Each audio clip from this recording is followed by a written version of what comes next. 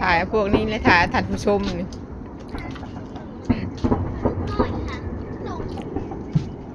เห็นบ่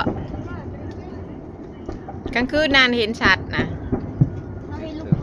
ยังบ่ถึกบ่ได้ใกล้จักลูกนะยิ่งก็อันนั้นถึกลูกเดียวบ่วานนี่นะถือกระตวดแล้วนะ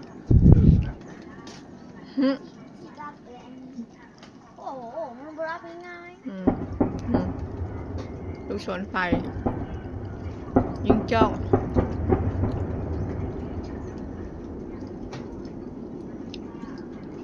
โหเห็นแต่นั่นฮะแล้วเห็นแต่ลูกศรมันแบบมันดับเองมันบ่ได้ถึกจับดิโอ้ยนอนไม่นอ